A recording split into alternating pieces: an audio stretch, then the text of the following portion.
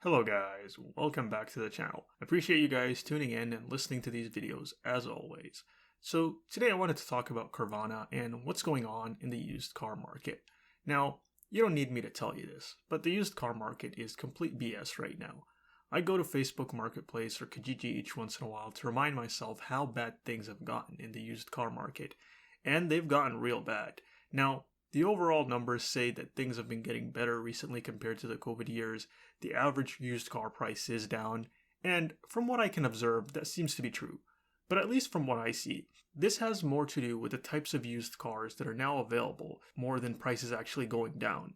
It seems to me that people who do have quality used cars are just not selling them anymore unless they're getting a pretty ridiculous offer on them.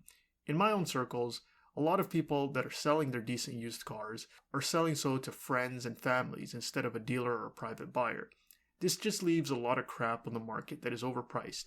So while it is much easier to get a used vehicle, you're not getting quality. If you want a good used, say Toyota or Honda, good luck.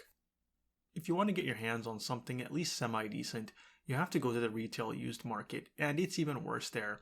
I used to browse through some of the used car dealers in my area, and I was baffled to see what they had in stock. They had very little, and whatever little they had was overpriced to the moon.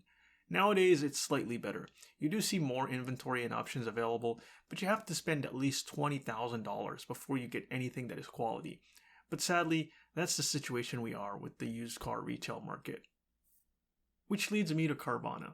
Now, Carvana's business model as a used car retailer centers around two things: overcharging for used cars and getting people who have bad credit into those overpriced used cars. Now, for today, I wanted to focus on the latter aspect. According to their own website, it reads, "Question: if I have bad credit, can I still finance my purchase through Carvana?" And the answer Carvana gives is yes, as long as you're 18 years or older, make at least $5,100 per year, and have no active bankruptcies, you can finance your purchase through Carvana. So it seems like Carvana is really leaning into the idea of financing people with crappy credit, according to their own website. Now, they also overcharge for used vehicles as well, so they're still into that business model too. But as far as the financing of bad creditors aspect is concerned, at least according to a recent article by Hindenburg, the extent to which Carvana will go to achieve that is bottomless. And in that lies the problem I have with Carvana and others like it. I take issue with this business model in general, because it's centered around trying to expand the used customer base by using high predatory interest loans instead of trying to stick with the regular customer base and giving them more options with more reasonable loans. Now, why on earth, given the shortages we have in the used car market, do we need to include people with bad credit in that mix? People who are in a situation where they have to be in excess of 20% rate to qualify for a loan. I'm sorry, but those people should not be financing anything. Now look, I get it. For some people, they have no other option. Sometimes through no fault of their own, they end up with bad credit. And I have no issues with circumstance-based exceptions. But the qualifications Carvana is stooping down to don't make any sense. An 18-year-old with bad credit who's only making $5,100 a year should not be in consideration for any loan.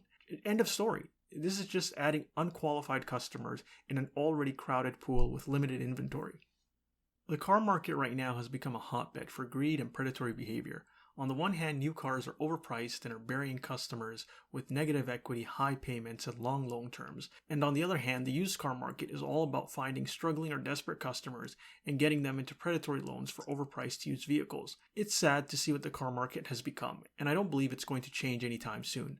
Car dealers, used or new, are now in the business of bleeding their customers dry for as much short-term profit as they can. It's like the notion of a happy customer that returns every few years seems like a foreign concept to them now. Now, the main thing people are concerned about with this is the potential to cause a wave of defaults and repossessions.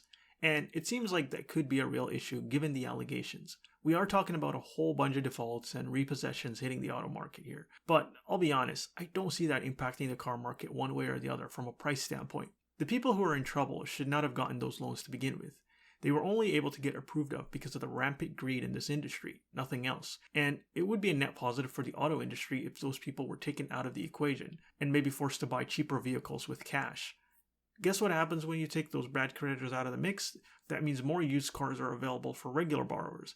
And since most people taking out auto loans are doing it for used vehicles, it's going to have a small but noticeable impact on the prices in that market. Keep in mind, subprime and deep subprime, which is like really bad credit, are about 25% of used car loans. Imagine reducing that to only 5%. how much more used vehicles would be available in the car market. Now, I don't believe it'll help bring down prices by much, but even if prices don't go down by much, just having more options in the used car market is a win for us consumers. Now, with that being said, do I think there will be a wave of defaults coming from all those bad loans that Carvana put out? To be quite frank, I just don't think so. I think Carvana will try to give these customers more leeway on their payments rather than allowing them to default and have their cars repossessed. Carvana, especially after the report from Hindenburg, doesn't want any more negative headlines. You have to keep in mind that Hindenburg's purpose is to get people to place bets against companies they report on. So they try to expose companies in an effort to tank their stock price, and this hinges on the reports they do causing chaos to those companies via bad publicity. But it seems like this strategy has not been working recently, at least with Carvana, since their stock price has gone up 16% since as of the time I'm recording this. So it seems like this report isn't going to have much of an effect anyways.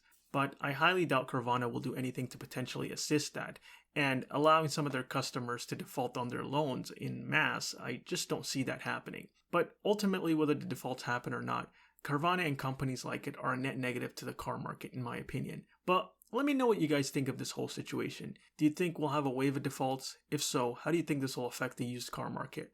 Let me know in the comment section below, and as always, thanks for listening.